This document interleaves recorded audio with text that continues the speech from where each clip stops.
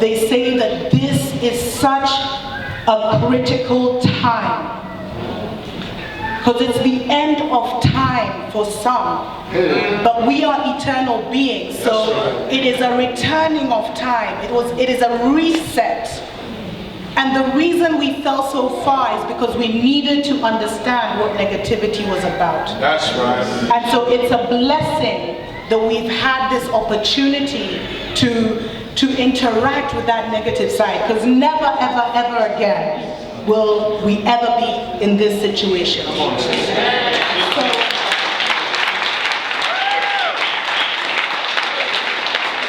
There was empires in Africa called Kush, Timbuktu, where every race came to get books. My success to you, even if you wish me the opposite. Sooner or later, we'll all see who the prophet is. Subscribe. Don't this up.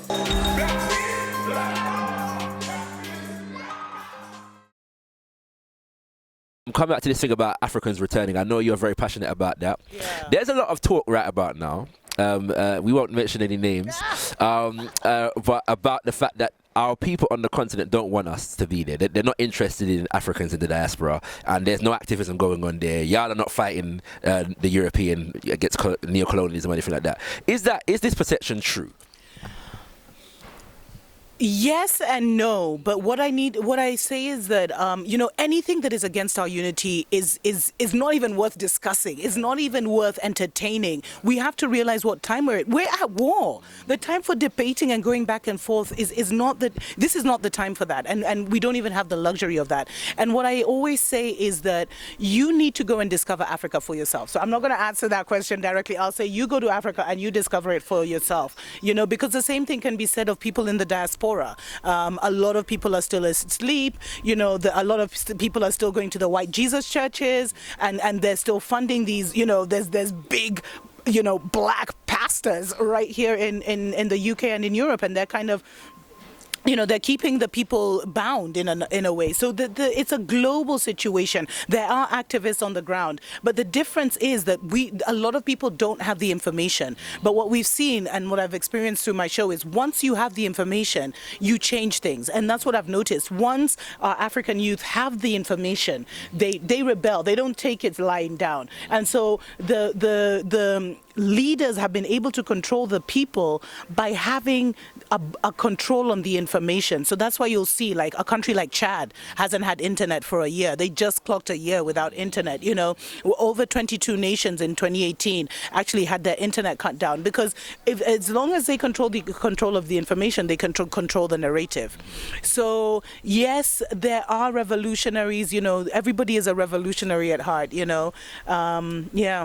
But people need to go. Have you been to Africa? I've been to Ghana. Okay. You know what I'm saying? Kenya is on the list of the many countries that I want to visit. You know what I'm saying? But you know what I mean? And I love like Kikuyu names. I've got to think about Kikuyu names as well. So you know what I mean? So something in your blood, man. We'll see. I've never done the thing, but we'll see if maybe one day we'll delve into that. You know what I'm saying? Yeah. One of the things that I know your viewers appreciate about your show is it is very Pan-African. You get you're not confined to your country or even your region. You get a very comprehensive view of the continent itself.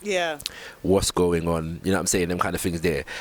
First of all, because I don't know how regular that is. Do you find that for example, people in West Africa are as concerned about what's going on in East Africa? And where have you developed your kind of all-encompassing African kind of focus from?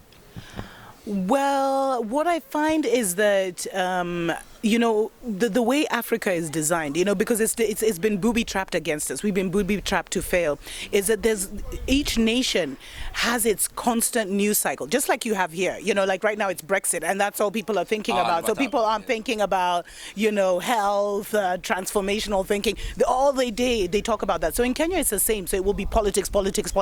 In Nigeria, politics. But nothing's changing, and all you're hearing is corruption and politics. So it's constantly like you're just getting negative news and negative vibes about the current situation. So that kind of creates a problem. So what I see though in terms of discussing Pan-Africanist issues is that when I talk about Zambia, a lot of Zambians will tune in, but then they'll stay. And so now they'll just, because they'll realize, okay. And I think it's really important that we have a continental channel now that talks about everything, because we are one thing. And I think when we see the commonalities of the situations and the enemy and the predicaments that we're facing, it really does make us realize that, no, it's not, this is not unique to Kenya. What is happening is not unique to Nigeria. It's not unique to South Africa. What is happening is that there is a global attack on our people, and I think that's what a lot of people have realized is, so a Zambian will come, because I talked about the Zambia losing their international airport, and then they'll see, oh wait, China's doing the same thing to Kenya. They're trying to take their port. Oh wait, you know what I mean? So that's what I'm seeing, is that we need to create this. So much has been done to keep us separate. So our ultimate game should be to unite us, by any means necessary. So what do you see? This is like the second to last question. What do you see as the primary barriers to African unity at the moment, and what are the main avenues that you see for overcoming those barriers right now? The main barrier for me is we don't control our narrative. And your narrative is everything. Your story is everything. It's all you have. And I see that as a major barrier. Our people perish for lack of knowledge, for no other terms. The fact that our people really don't know much about the things they should know a lot about. They know much about other things that may not necessarily be that important.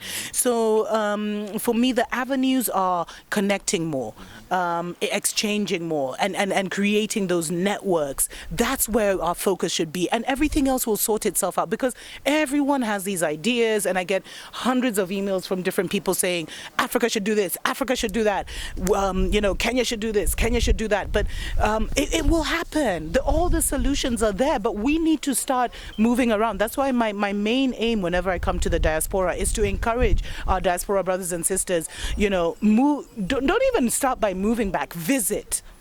Get your passport if you don't have it.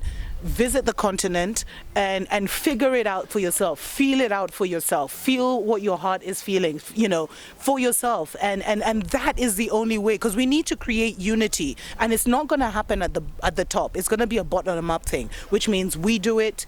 Through our unity, we force our MPs, our ministers, our leaders to do it, and through that, we then become a unified nation. Yeah. And so finally, I say finally, but in the sense of like, this might be a little bit of a contentious one, not necessarily contentious, but the issue of religion and spirituality, because obviously you come from a very spiritual perspective, and I know, let's say one thing, because I know like over here you can tell that a lot of like the Black conscious Pan-African community, the emphasis is on African spirituality, and reclaiming African spirituality. And so I think that I think you've evolved somewhat on some of these things, but we've got that kind of emphasis on the ancestral traditions, whereas people, it appears that you come from a more biblical perspective. Is that the case, or is that a misunderstanding? No, totally. Like I don't like the Agikoyo. We had a guy, we had a God, we had an Adam and Eve. Mumbi is Eve. We had a lot of the scriptures that you see in the Old Testament, from how, from our marriage ceremonies to our circumcision of our boys and our coming of age and everything, was similar to the scriptures. So that's why I return to it.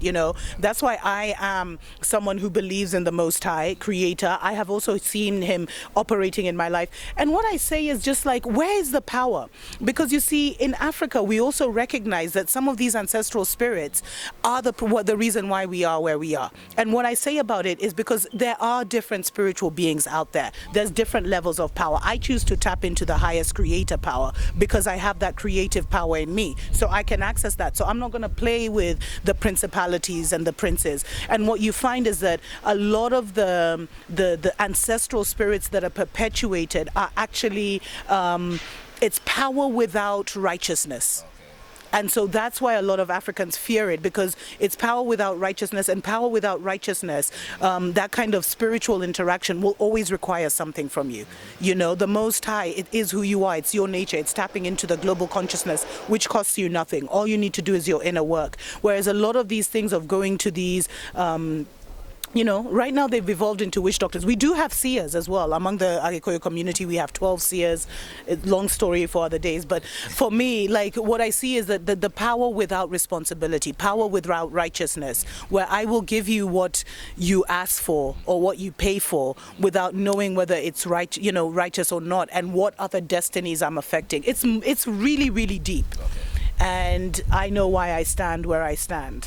So I don't want anyone to misunderstand what you're saying here, in the sense of the fact that is there power with righteousness among our ancestors? Yes, and I mean, for me, like, for us in the Agikoyo, not only do we talk about the Most High Creator, but we talk about our ancestors. Maybe the Bible calls them our, you know, angels or whatever, because we are spiritual beings. We came from another kingdom. We will return to that kingdom. But while we're here, we have access to all the knowledge of that kingdom. We have access to aid. We have access to help. And that's one thing I've found, is that the community here is very conscious, but you guys aren't operating in any real power. You know what I mean? You're not able to call things into your existence. You're not able to, you should be moving on different levels. That's what I feel whenever I interact. And it's not a negative judgment. But what I want to say is, whatever you are on this consciousness thing, are you operating in power? Because I know I'm operating in power. I called this trip into my realm of existence. You know what I mean? And there's many other things that I'm seeing that I am operating in power. So what I want to encourage our brothers and sisters is, are you operating in power? Whatever gives you that power, and is that power righteous? Because if it's not righteous, you will have to give something up, and eventually it will be a blood sacrifice. I just realized that we haven't probably explained what Agikoyo is. This for anyone that doesn't know. It's the tribe, it's a community, it's the Kikuyu nation. They were part of the Hebrews, they were part of the Bantus. There's a lot of history that shows that we actually came from Egypt, even in the way our dress and everything. And we have the Ark of the Covenant, which is stories for other days.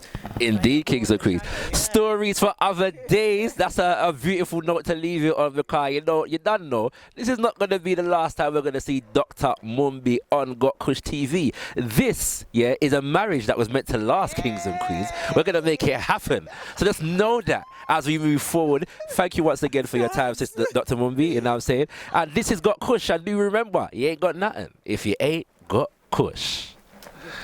The license to move around, to open gateways, to open doors, which is what we need, is our bodies.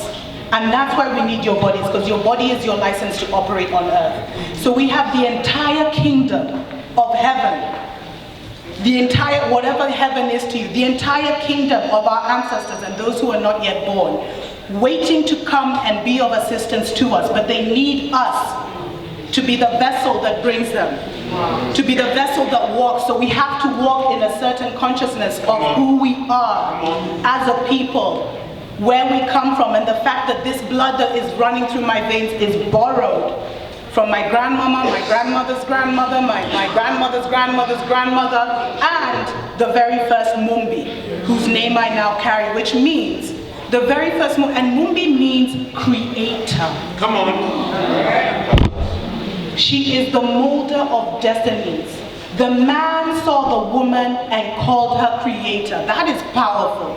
And it's not just because we give birth, but there is an untapped power in women that they fear being unleashed, but hey, the women warriors are back, so there's nothing to do.